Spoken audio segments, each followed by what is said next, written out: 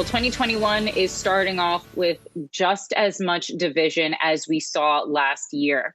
So let's talk about what governing in these times is like. Joining us now is Eastvale, California Mayor Jocelyn Yow. Mayor, you've just become the youngest person of color to be a mayor in any California city. And so congratulations for you, of Thank course, you. on that victory.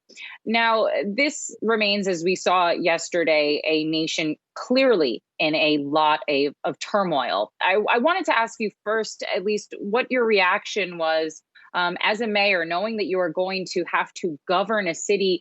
Given what we saw yesterday, what was your reaction to the events that unfolded at the Capitol? Well, first of all, thank you for having me. And I was watching the news yesterday as everything happened, and frankly, it was heartbreaking. And I was watching that with my 7-month-old son, who he might not understand what's happening, but it was heartbreaking to be watching the news. And the reality is this: you don't have to agree with the decisions, but you have to respect the process and the people's choice. My mom, she escaped from a communist country in search of a better life here. And like many other immigrants, we look up to the United States because of its democratic value. And of course, you can protest. That's guaranteed under the Constitution. That's guaranteed under our First Amendment. But what happened yesterday was undemocratic. It was unconstitutional and it was unlawful. And as I was watching the news with my family and with my 7-month-old son, I kept thinking, how am I going to tell him that everything is okay when he grows up? Because the reality is it's not. But what I'm going to do instead, and we all say this, right? Action speaks louder than word. What I will show him through action that we can make changes at local level. And it was such a great reminder for myself why I'm here at the first place. And we here at local level, it's not, and I have my colleagues, on council, we might not always agree with each other. And in fact, we all have different political ideologies. We all have different backgrounds. But what matters the most is that we have a council that will work towards unity. We definitely know how to respect each other, unlike those who might be in Washington, D.C. and not necessarily respecting each other. We know how to respect each other. And more importantly, we respect the process and the result. And that's the beauty of democracy. And that's what makes this country so great. And so it was definitely very heartbreaking, but it also reminds me of why we're doing this in the first place.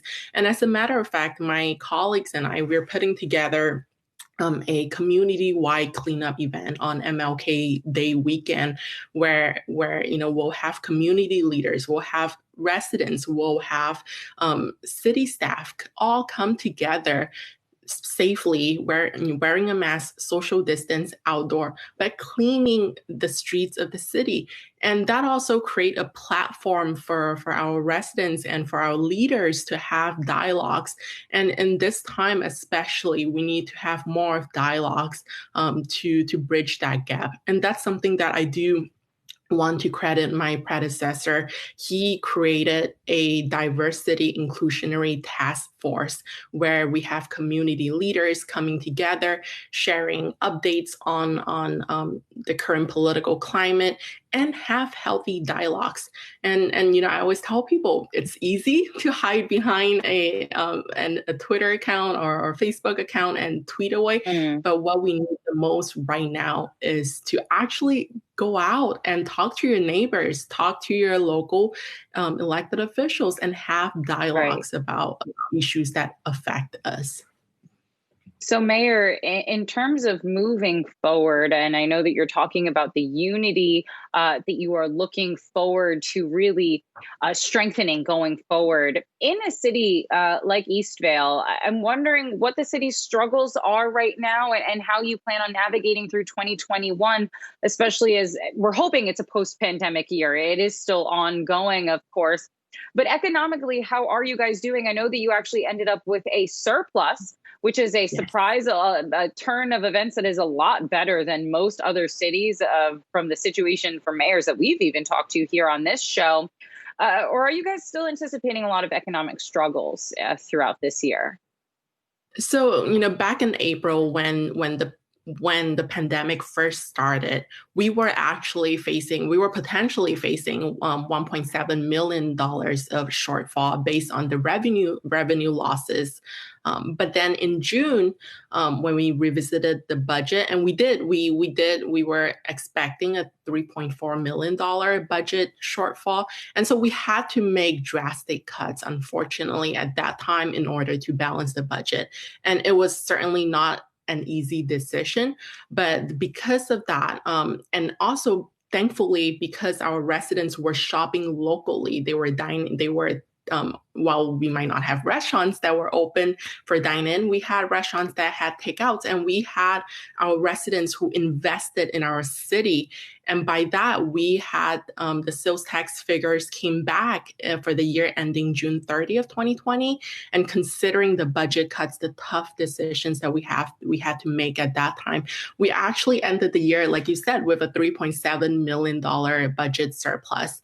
And that's thanks to the leadership of our city staff, city council at that time, but also our residents who chose to invest in our great city. And because of that, we actually right now have the highest reserve balance in the history of the entire city at just over $36 million. So it's definitely, we are hoping for some good signs. And in fact, we have a measure here at the ballot for March 2nd, 2021, where we're hoping to raise the GAN limit. And what that means is that it does not increase taxes, or it doesn't impose any new tax. As a matter of fact, it simply adjusts the state mandated GAN limit to allow Eastvale to allocate already existing tax revenues to maintain, improve, and expand the services that we currently very much needed as a new city. And that could include potentially a police substation and a city library.